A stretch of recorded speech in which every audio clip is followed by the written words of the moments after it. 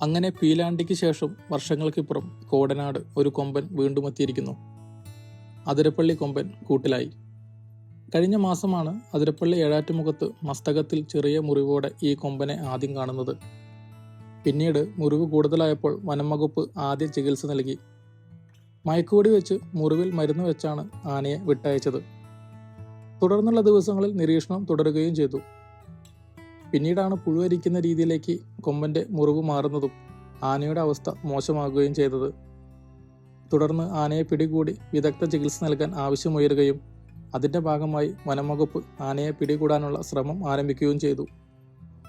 അതിന്റെ ഭാഗമായി മുത്തങ്ങയിൽ നിന്നും നമ്മുടെ കുങ്കിയാനകളായ സുരേന്ദ്രനും കുഞ്ചുവും വിക്രമും അതിരപ്പള്ളിയിലേക്ക് എത്തുകയും കഴിഞ്ഞ ദിവസം ആനയെ പിടികൂടി കോടനാട് അഭയാരണ്യത്തിലേക്ക് മാറ്റുകയും ചെയ്തു. ഇനി ഏകദേശം 1.5 മാസത്തെ വിദഗ്ധ ചികിത്സയാണ് ആനയ്ക്ക് വേണ്ടി കോടനാട് നൽകാൻ പോകുന്നത്. അങ്ങനെ പീലാണ്ടിക്ക് ശേഷം വർഷങ്ങൾക്കിപ്പുറം കോടനാട് ഒരു കൊമ്പൻ വീണ്ടും എത്തിയിരിക്കുന്നു. അരിക്കൊമ്പിന് വേണ്ടി കൂടൊരുങ്ങിയെങ്കിലും കോടതി വിധി പ്രകാരം കാട്ടിൽ വിട്ടയച്ചതിനാൽ ആ കൂട് 2 കൊല്ലമായി ഉപയോഗശൂന്യമായിരുന്നു. കോടനാട് ആനകളെ വെച്ച് അതിന്റെ ബലം പരിശോധിച്ചെങ്കിലും അതേ സ്ഥലത്ത് അത് പൊളിച്ചു മാറ്റി അതിരപ്പള്ളി കൊമ്പിന് വേണ്ടി പുതിയ കൂട് തയ്യാറാക്കുകയായിരുന്നു. 28 തൂണുകളിലായി 100 തടികൾ കുറുകെ കെട്ടിയാണ് കൂട് നിർമ്മിച്ചത്.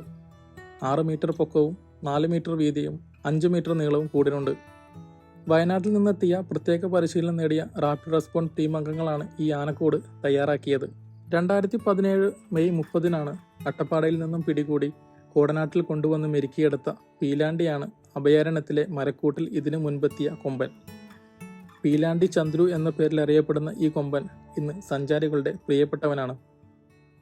ചികിത്സയ്ക്ക് ശേഷം കാട്ടിലേക്ക് തിരികെ വിടണോ അതോ അഭയാരണ്യത്തിൽ തന്നെ സംരക്ഷിക്കുമോ എന്ന കാര്യത്തിൽ ഇതുവരെ തീരുമാനമായിട്ടില്ല. അഭയാരണ്യത്തിൽ തുടരുകയാണെങ്കിൽ 8ാമത്തെ അംഗമാകും അതിരപ്പള്ളി കൊമ്പൻ.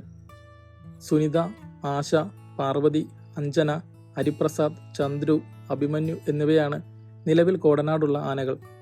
ഇതിൽ ഹരിപ്രസാദിനെയും അഭിമന്യുവിനെയും കോടതി നിർദ്ദേശപ്രകാരമാണ് കോടനാട് സംരക്ഷിക്കുന്നത്. നല്ല വാർത്തകൾ മാത്രം വരും ദിവസങ്ങളിൽ വരാൻ വേണ്ടി പ്രാർത്ഥിക്കാം. ആരോഗ്യം വീണ്ടെടുത്ത് ഗണപതിക്കും മഞ്ഞക്കൊമ്പനും ഒറ്റക്കൊമ്പനുമൊപ്പം ഏഴാറ്റുമുഖം എണ്ണപ്പന തോട്ടത്തിൽ വീണ്ടും മതിച്ചു നടക്കാൻ ഈ കൊമ്പന് സാധിക്കട്ടെ.